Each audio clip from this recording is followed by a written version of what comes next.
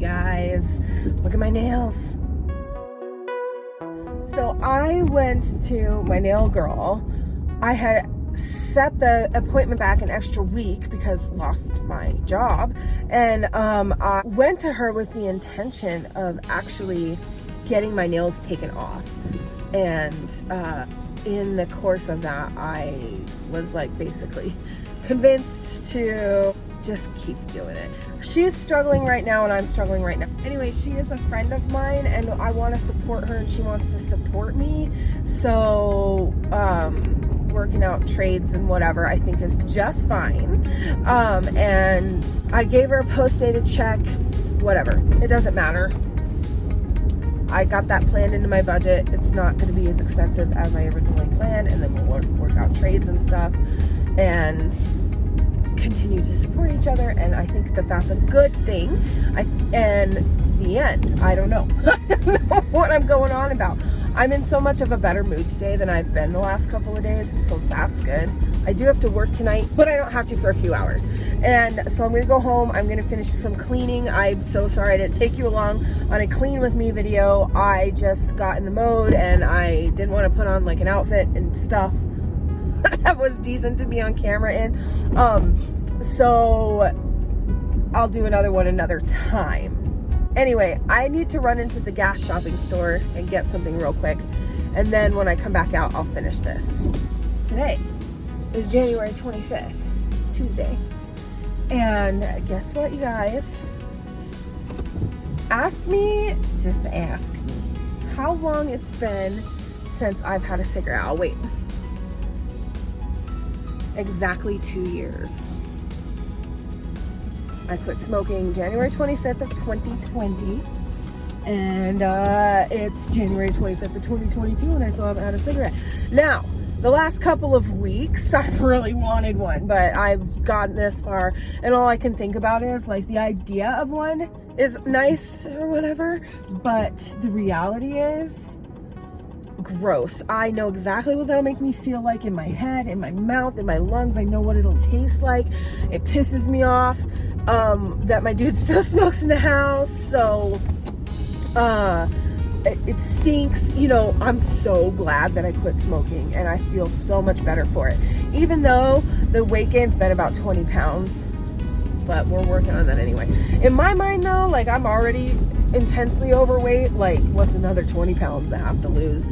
I won't lose weight if I start smoking again. When I was younger, I used to say this ignorant shit, but it actually kept things in check for me a bit. But I refused to quit smoking until I thought that I could get on top of the cravings and stuff, because to me it was more worth it to smoke than it was to gain weight. And now I just feel like I don't want either of those things. So anyway, yay. Awesome. Good for me. 2 years in. That's awesome. I'm very excited about that.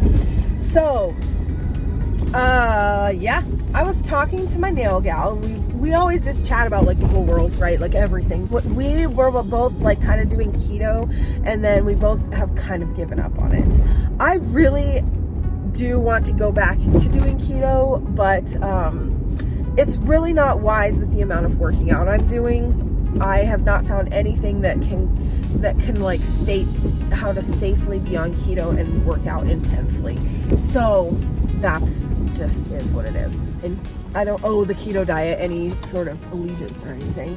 But she told me that she started intermittent fasting.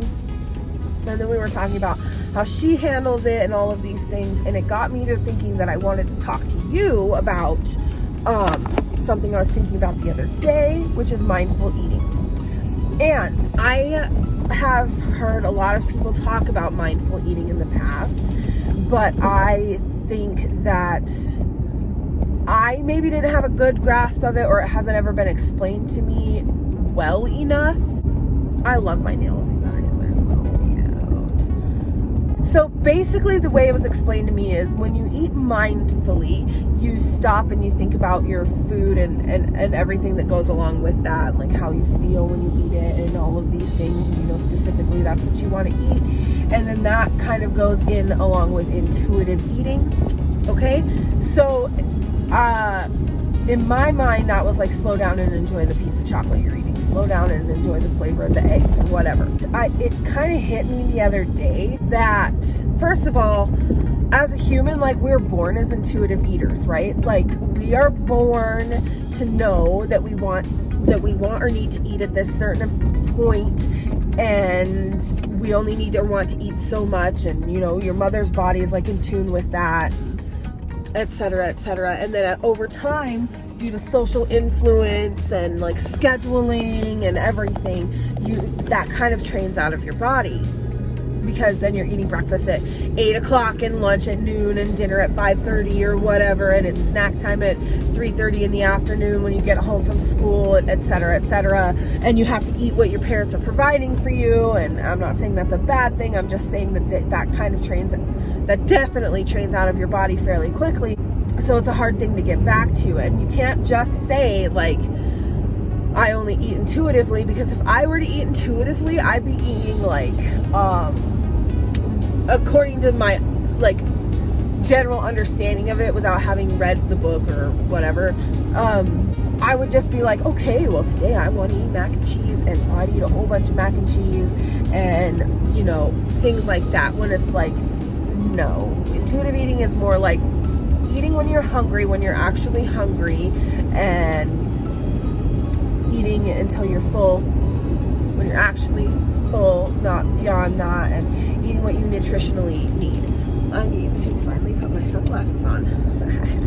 So, I'm not talking about intuitive eating though. I want to talk about mindful eating, because it occurred to me the other day I was eating like some chicken nuggets, maybe, which aren't necessarily my favorite food, but they're kind of like an easy food. And right now I've been like on this huge kick for buffalo sauce, and that's all I want to eat. And so, like, what of course was buffalo sauce but chicken, and I didn't have any shredded chicken and whatever. So I've been eating chicken nuggets. I ate my 6 chicken nuggets according to the serving suggestion on the bag.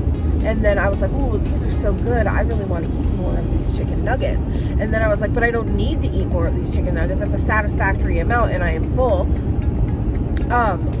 So break that down for me. So I decided in my mind, at least for me, and I think this is like the actual truth of it, maybe, and maybe this will help somebody else understand, that mindful eating is about taking those 6 chicken nuggets that I already ate and not just scarfing them down, but enjoying the process, so that you don't go and eat 6 more because you liked the chicken nuggets, right? So you eat the 6 chicken nuggets. I know this is a terrible example because they're so bad for you and it's such like trash food.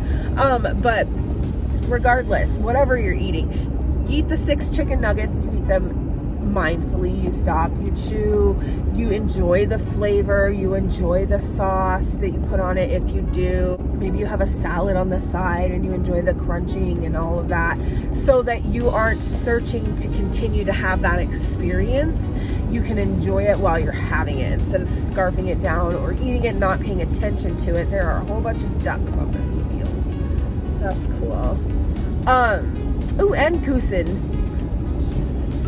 Anyway, I guess what I'm getting at is mindful eating is taking the thing and enjoying the experience, and not just being like, ooh, I get to eat some chocolate today, but like really getting a satisfactory moment out of it, so that you eat the piece of chocolate you're allowing yourself and not the whole bag of chocolates, because it's really easy to do, right? Especially with something like a candy or something, a junk food.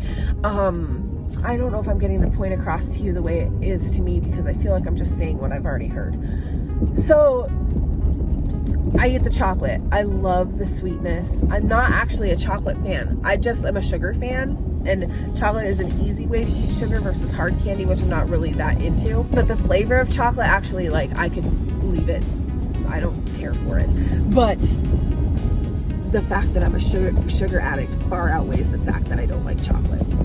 But for example, we're eating a piece of Dove chocolate. This is what I'm envisioning in my mind, because at work we have these little heart-shaped Dove chocolates. So you're unwrapping it.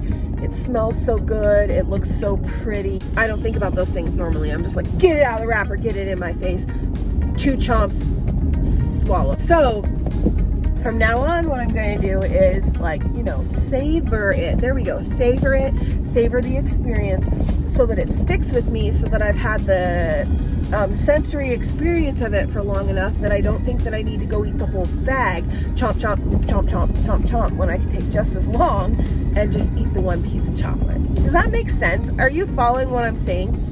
Eat the piece of the chicken nugget, eat it slowly, enjoy the fact that it's like nice and juicy and it has a good flavor and there's a nice crunch, crispiness to the breading, instead of like shove it in my face, shove it in my face, shove it in my face.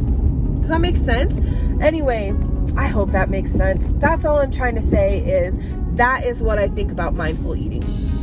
So I'm going to try to add that to my practice. So mindful eating in my mind is not a diet per se.